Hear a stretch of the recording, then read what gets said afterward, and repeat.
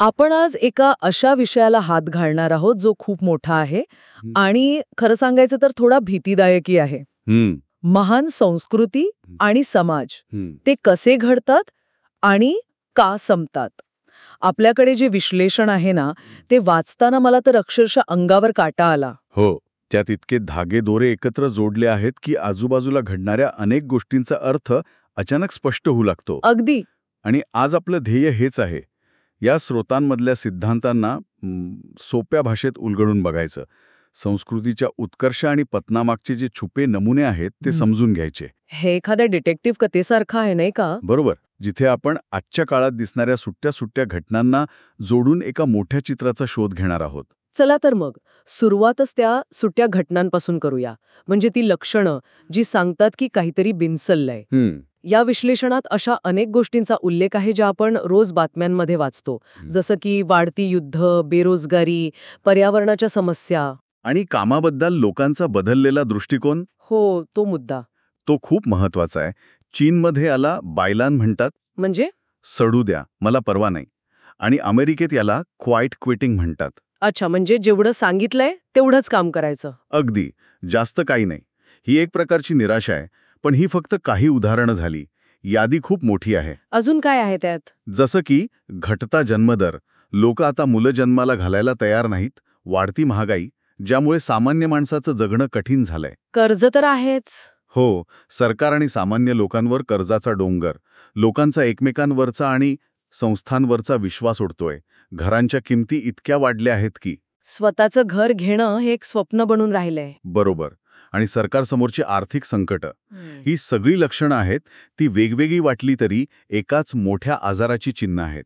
ठीक आहे, म्हणजे हे सगळे धोक्याचे इशारे आहेत. पण यामागे कारणं काय आहेत? या विश्लेषणात 3 मुख्य सिद्धांतांवर भर दिला आहे. सुरुवात करूया पहिल्या सिद्धांताने, जो पूर्णपणे पैशाशी संबंधित आहे. याला फायनान्शियलायझेशन असे एक जड नाव दिलंय. हो, पण त्याचा अर्थ खूप सोप्पा आणि खरं तर धक्कादायक आहे. थॉमस पिकेटी सारख्या अर्थशास्त्रज्ञांनी यावर खूप काम केलंय. अच्छा. त्यांच्या मते भांडवलशाही साधारणपणे 3 टप्प्यांतून जाते. पहिला टप्पा म्हणजे ग्राहक भांडवलशाही. म्हणजे जिथे खऱ्या वस्तू बनतात. अगदी. लोक खऱ्या वस्तू आणि सेवा तयार करतात. कोणीतरी कारखाना टाकतो, रेस्टॉरंट उघडतो, शेती करतो. यातून समाजात खरी संपत्ती निर्माण होते. आणि दुसरा टप्पा? दुसरा टप्पा आहे वित्तीय भांडवलशाही. इथे लक्ष खरी संपत्ती निर्माण करण्यावरून हटून फक्त पैशातून पैसा कमवण्यावर येतं. शेअर बाजार, कर्जरोखे. हो, शेअर बाजार, डेरिव्हेटिव्हज, सगळा खेळ आकड्यांचा असतो. आणि तिसरा आणि शेवटचा टप्पा म्हणजे मक्तेदारी भांडवलशाही. मोनोपॉली. बरोबर. इथे काही मोजक्या मोठ्या कंपन्या बाजारावर पूर्णपणे नियंत्रण मिळवतात. थांबा, यातली खरी गंमत मला खूपच रोचक वाटली. समजा मी एखादं रेस्टॉरंट उघडलं तर मला वर्षाला 2% नफा मिळतो. पण तेच पैसे मी शेअर बाजारात गुंतवले तर मला 5% परतावा मिळतो. मग साहजिकच आहे. साहजिकच मी किंवा माझ्यासारखे सगळेच जण शेअर बाजारातच पैसे गुंतवणार. कुणीही रेस्टॉरंट उघडण्याची, नोकऱ्या निर्माण करण्याची जोखीम का घेईल? अगदी बरोबर. आणि हाच या सिद्धांताचा गाभा आहे. जेव्हा पैशातून पैसा कमवणे हे खरी संपत्ती निर्माण करण्यापेक्षा जास्त फायदेशीर ठरतं, तेव्हा खरी अर्थव्यवस्था पोकळ होऊ लागते. कारखाने बंद पडतात. हो, नोकऱ्या जातात आणि लोकांवर कर्जाचा डोंगर चढतो. कारण आर्थिक व्यवस्था आणि लोकांचं खरं आयुष्य यात एक मोठी दरी निर्माण होते. समाज वरून चकचकीत दिसतो, पण आतून तो पोखरलेला असतो. हे धक्कादायक आहे. म्हणजे पैसाच पैशाला ओढतो आणि सामान्य माणूस बाजूला फेकला जातो. पण हा तर झाला आर्थिक भाग. मला नाही वाटत की एवढ्या मोठ्या बदलांमागे फक्त पैसा असेल. नाही, माणसं जास्त गुंतागुंतीची असतात. बरोबर. या विश्लेषणात याच्या पुढे जाऊन एका सामाजिक टाइम बॉम्बबद्दल सांगितलं आहे, नाही का? जिथे समस्या पैशाची नाही तर सत्तेची आणि प्रतिष्ठेची आहे. अगदी बरोबर. आणि यालाच पीटर टर्चिन नावाच्या विचारवंताने एलिट ओव्हर प्रोडक्शन असं नाव दिलं आहे. Elite over production? याचा सरळ अर्थ आहे जेव्हा सिंहासनासाठी लढणारे स्पर्धक सिंहासनापेक्षा जास्त होतात. म्हणजे समाजात मर्यादित शक्तिशाली पदांसाठी खूप जास्त महत्वाकांक्षी आणि शक्तिशाली लोक स्पर्धा करू लागतात. हे समजायला थोडं कठीण आहे. याचं काही उदाहरण आहे का? मला वाटतं त्या स्रोतांमध्ये एका विचित्र प्रयोगाचा उल्लेख होता. हो, उंदरांबद्दलचा. हो. तो प्रयोग या सिद्धांताला अगदी अचूकपणे स्पष्ट करतो. त्याला रॅट युटोपिया म्हणजे उंदरांचे नंदनवन असं म्हणतात. Rat utopia? हो. 1960च्या दशकात जेम्स कॅल्हुन नावाच्या शास्त्रज्ञाने हा प्रयोग केला. त्याने उंदरांना एका मोठ्या जागेत ठेवलं, जिथे त्यांना अमर्याद अन्न, पाणी, निवारा, त्यांना हवं असलेलं सगळं काही दिलं. सगळं काही. तिथे कोणतीही नैसर्गिक अडचण नव्हती. म्हणजे ते तर नंदनवनच झालं. मग प्रॉब्लेम काय होता? ते वेडे का झाले? हाच तर कळीचा मुद्दा आहे. सुरुवातीला सर्व काही ठीक होतं. उंदरांची संख्या झपाट्याने वाढली. पण जेव्हा जागा मर्यादित राहिली आणि सर्व शारीरिक गरजा पूर्ण झाल्या, तेव्हा उंदरांसमोर एकच आव्हान उरलं: सामाजिक स्थान मिळवणं. स्टेटस. हो, स्टेटस. त्यांच्यात संसाधनांसाठी नाही तर प्रतिष्ठेसाठी भयंकर स्पर्धा सुरू झाली. मग काय झालं? संपूर्ण सामाजिक व्यवस्थाच कोसळली. काही नर अल्फा बनले जे हिंसक होते आणि त्यांनी सगळ्या माद्यांवर ताबा मिळवला. अरे बापरे. तर बाकीचे बहुसंख्य नर एकतर पूर्णपणे एकलोकोंडे झाले. कॅल्हुननी त्यांना द ब्युटिफुल वन्स असं गमतीशीर नाव दिलं होतं. का? कारण ते फक्त खाणं पिणं आणि स्वतःला सजवण्यात मग्न राहायचे. ते सामाजिक जीवनातून पूर्णपणे बाहेर फेकले गेले होते. आणि बाकीचे? काही नर हिंसक बनले. मातांनी आपल्या पिलांची काळजी घेणं सोडून दिलं. थोडक्यात भौतिक समृद्धीने त्यांचा सामाजिक ढाचाच मोडून काढला आणि अखेरीस त्यांची वस्ती पूर्णपणे नष्ट झाली. बापरे. म्हणजे हा एक शून्य बेरीज खेळ होता. झिरो सम गेम. बरोबर. जसं की म्युझिकल चेअर्स. खुर्च्या मर्यादित आहेत आणि संगीत थांबल्यावर एक जण बाहेर जाणारच. तुम्ही नवीन खुर्ची बनवू शकत नाही. परफेक्ट उदाहरण. मानवी समाजातही असंच होतं, विशेषतः उच्च भ्रूवर्गात. कसं? पूर्वीच्या काळात फक्त राजाच्या मुलांनाच राजा व्हायचा असायचा. पण आज शिक्षणामुळे लाखो लोक वकील, डॉक्टर, इंजिनियर होतात. आणि त्या सगळ्यांनाच सर्वोच्च पद हवं असतं. अगदी. CEO, मंत्री. पण ती पदं तर मर्यादितच आहेत. त्यामुळे हा असंतोष फक्त राजघराण्यापुरता मर्यादित न राहता संपूर्ण सुशिक्षित वर्गात पसरतो. आणि मग सुरू होतो सत्तेसाठी संघर्ष, जो पुढे जाऊन क्रांती किंवा गृहयुद्धाला जन्म देतो. बरोबर. म्हणजे पहिलं कारण आर्थिक पोकळी. हां. दुसरं कारण सत्तेसाठीची जीवघेणी स्पर्धा. हां. आता तिसरा सिद्धांत तर याहूनही मोठा आणि मला तर जवळपास आध्यात्मिक वाटतो. तो म्हणतो की संस्कृती किंवा सभ्यता या माणसांसारख्याच असतात. त्या जन्माला येतात आणि मरतात. हो, हा ओस्वाल्ड स्पेंगलर नावाच्या जर्मन इतिहासकाराचा सिद्धांत आहे. त्याच्या मते प्रत्येक संस्कृतीचा एक ठरलेला जीवनक्रम असतो. जीवनक्रम? हो. ती जन्माला येते, वाढते, प्रौढ होते आणि अखेरीस म्हातारी होऊन मरते. हा प्रवास साधारणपणे 1000 वर्षांचा असतो असं तो मानतो. आणि हा प्रवास कसा होतो? हा प्रवास गावपासून सुरू होतो आणि महानगर येथे संपतो. गाव ते महानगर? हो. सुरुवातीला गावातील जीवन खरं, अस्सल आणि नात्यांवर आधारलेलं असतं. लोकांचा जमिनीशी, परंपरेशी आणि एकमेकांशी घट्ट संबंध असतो. मग हळूहळू शहरं आणि नगरं तयार होतात. पण शेवटचा टप्पा असतो महानगराचा. महानगरात असं काय वेगळं असतं? महानगरात जीवन पूर्णपणे अमूर्त, वैयक्तिक आणि फक्त पैशावर अवलंबून होतं. नात्यांपेक्षा व्यवहार महत्वाचे ठरतात. लोक आपल्या मुळांपासून तुटतात. अगदी. हे ऐकून मला स्पेंगलरचं एक वाक्य आठवतं. तुम्ही महानगरात राहत नाही, तर महानगर तुमच्यात राहतं. वा. म्हणजे तुमची ओळखच कृत्रिम आणि व्यावसायिक होऊन जाते. हे तर आजच्या काळात अगदी खरं वाटतं. मोठ्या शहरांमध्ये आपण आपल्या शेजाऱ्यांनाही ओळखत नाही. सगळं आयुष्य खूपच व्यवहारी झालेलं आहे. आणि स्पेंगलरच्या मते हाच शेवटचा टप्पा आहे.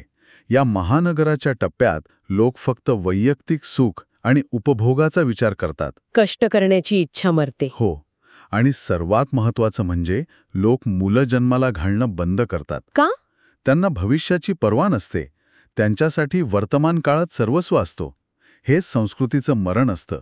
आणि एकदा समाज या टप्प्यावर पोहोचला की बाहेरून कितीही मोठे हल्ले झाले तरी काही फरक पडत नाही. कारण समाज आतूनच मेलेला असतो. बरोबर. तो आतून पोखरलेला असतो. ठीक आहे. हे 3 सिद्धांत खूपच शक्तिशाली आहेत. आर्थिक ऱ्हास, उच्च भ्रूवर्गातील संघर्ष आणि संस्कृतीचं नैसर्गिक मरण. पण हे तिन्ही एकत्र कसे काम करतात? या विश्लेषणात या तिन्हींना एकत्र करून एक मॉडेल सादर केले नाही का? हो. आणि तेच या विश्लेषणाचं सर्वात महत्वाचं योगदान आहे. या मॉडेलनुसार कोणत्याही मोठ्या समाजाची रचना 3 स्तरांवर असते. 3 स्तर. हो. सर्वात आत केंद्रस्थानी काही मालक घराणी असतात, इलीट फॅमिलीज, जे खरा निर्णय घेतात. त्यांच्या सत्तेचे स्तंभ कोणते? 3 स्तंभ. एक म्हणजे वित्त, म्हणजे फायनान्स. दुसरं म्हणजे धर्म, ज्याचा आजच्या काळात विज्ञान आणि तंत्रज्ञानात रूपांतर झालं आहे. आणि तिसरं म्हणजे गुप्तचर यंत्रणा, इंटेलिजन्स. आणि बाकीचे 2 स्तर कोणते? मध्य स्तरात असतात व्यवस्थापक, म्हणजे आजचा मध्यम वर्ग, नोकरशहा, व्यावसायिक. आणि सर्वात बाहेरच्या स्तरात असतात कामगार, द पीपल, म्हणजे सामान्य लोक, जे खरी संपत्ती निर्माण करतात. ओके, तर हे मॉडेल काम कसं करतं? म्हणजे जेव्हा समाज वाढत असतो तेव्हा काय होतं? जेव्हा समाजाचा उदय होत असतो तेव्हा मालक वर्ग व्यवस्थापकांना भरपूर स्वातंत्र्य देतो. मोकळीक देतो. हो, नवनवीन गोष्टी करण्याची मोकळीक देतो. यालाच आपण साधारणपणे लोकशाही म्हणतो. व्यवस्थापक आनंदी असल्यानं ते कामगारांना प्रेरित करतात. त्यामुळे उत्पादन वाढतं, सगळ्यांना संधी मिळते आणि समाजात आनंदाचं वातावरण असतं. आणि मग गाडी कुठे घसरते? गाडी घसरते इलीट ओव्हर प्रोडक्शनमुळे. अच्छा, तो दुसरा सिद्धांत. हो, जेव्हा मालकांच्या मुलांची आणि नातेवाईकांची संख्या गरजेपेक्षा जास्त वाढते तेव्हा त्या सगळ्यांना सांभाळण्यासाठी ते कंपनीतून म्हणजेच देशाच्या तिजोरीतून जास्त पैसे काढू लागतात. देश कर्जात बुडतो. बरोबर, देश कर्जात बुडायला लागतो. मग आपलं स्थान टिकवण्यासाठी आणि मालकांना खुश ठेवण्यासाठी व्यवस्थापक वर्ग कामगारांचं शोषण करू लागतो. पगार कमी करणं, सुविधा काढून घेणं. हो, जास्त वेळ काम करून घेणं, हे सगळं सुरू होतं. आणि शेवटचा टप्पा, विनाश. हो, जेव्हा उच्चभ्रू वर्गातच सत्तेसाठी संघर्ष पेटतो तेव्हा ते आपापल्या गट तयार करतात. एक गट दुसऱ्या गटाला संपवायला बघतो. आणि यात सामान्य लोक भरले जातात. अगदी. या लढाईत ते व्यवस्थापकांना आणि सामान्य लोकांनाही सामील करून घेतात. आणि मग देशात गृहयुद्ध किंवा क्रांती होते. संपूर्ण व्यवस्था कोसळते. समाजाचा विनाश होतो. या मॉडेलमध्ये समाजाच्या स्वभावाबद्दलही काहीतरी सांगितलं आहे नाही का? तो कसा बदलतो? बरोबर. उदयोन्मुख समाज खुला असतो, ओपन, आणि सहमतीवर चालतो, कन्सेंट. ऱ्हासाच्या काळात तो नोकरशाही बनतो, ब्युरोक्रॅटिक, आणि फसवणुकीवर चालतो, डिसेप्शन. म्हणजे नियम आणि कायदे खूप असतात पण त्यांचा वापर लोकांना फसवण्यासाठी केला जातो. आणि शेवटचा टप्पा? अंताच्या काळात तो हुकुमशाही असतो, अथॉरिटेरियन, आणि दडपशाहीवर चालतो, कोअर्जन. म्हणजे फक्त बळाचा वापर करून राज्य केलं जातं. यातला सर्वात भीतीदायक मुद्दा मला हा वाटला की समाजाचा विनाश हळूहळू होत नाही, तो अचानक आणि खूप वेगाने होतो. हो, म्हणजे हे एखाद्या हळू घसरणीसारखं नाही, तर कड्यावरून खाली पडण्यासारखं आहे. अगदी. याचं कारण म्हणजे जेव्हा प्लेग, दुष्काळ, युद्ध किंवा आर्थिक संकट यांसारखी अनेक संकट एकाच वेळी येतात. Perfect storm. हो, परफेक्ट स्टॉर्म. तेव्हा ती हुकुमशाही बनलेली व्यवस्था त्याचा सामना करूच शकत नाही. का? कारण त्या व्यवस्थेने आपल्यावर टीका करणाऱ्या, आपल्याला धोक्याची सूचना देणाऱ्या प्रत्येक हुशार माणसाला आधीच संपवलेलं असतं किंवा तुरुंगात टाकलेलं असतं. अच्छा. त्यामुळे ऐनवेळी योग्य सल्ला द्यायला कोणीच उरत नाही आणि संपूर्ण व्यवस्था पत्त्याच्या बंगल्यासारखी कोसळते. या सगळ्या मॉडेलच्या आधारावर त्या विश्लेषणात पुढच्या 5 ते 20 वर्षांसाठी काही भाकीतही केली आहेत आणि ती ऐकून खूप अस्वस्थ वाटतं. जसं की पाश्चात्य जगात लोकशाही आणि स्वातंत्र्याचा ऱ्हास होईल, मोठा आर्थिक विनाश येईल, स्थलांतर खूप वाढेल, देशांतर्गत कलह वाढतील आणि या सगळ्यावरून लक्ष विचलित करण्यासाठी सरकार निरर्थक परदेशी युद्ध सुरू करेल. हे सगळं या मॉडेलचं नैसर्गिक पर्यवसन आहे. हो. ही भाकितं या सिद्धांतांवर आधारित आहेत आणि ती पटण्यासारखी वाटतात. तर आज आपण एक मोठा आणि गुंतागुंतीचा प्रवास केला. आपण पाहिलं की समाज का उदयास येतात आणि का कोसळतात. आपण ऱ्हासाची लक्षणं पाहिली. हो, त्यामागील 3 महत्वाचे सिद्धांत समजून घेतले: फायनान्शियलायझेशन, इलीट ओव्हर प्रोडक्शन आणि संस्कृतीचे जीवनचक्र. आणि हे सर्व एकत्र करून एक सुसंगत मॉडेल कसं तयार होतं तेही पाहिलं. बरोबर. या संपूर्ण चर्चेतून माझ्या मनात एक विचार करण्यासारखा प्रश्न निर्माण होतो. कोणता? जर हे चक्र नैसर्गिक आणि अटळ असेल, जसं स्पँगलर म्हणतो, तर मग आज आपण ज्या समस्या सुधारण्याचा किंवा सोडवण्याचा प्रयत्न करत आहोत त्याबद्दल याचा काय अर्थ होतो? जेव्हा आपण घट्टा जन्मदर किंवा आर्थिक असमानता यावर उपाय शोधतो तेव्हा आपण खरंच आजारावर इलाज करत आहोत की केवळ म्हातारपणाच्या लक्षणांवर मलमपट्टी करत आहोत? मूळ प्रक्रिया न समजताच. हा विचार करण्यासारखा मुद्दा आहे.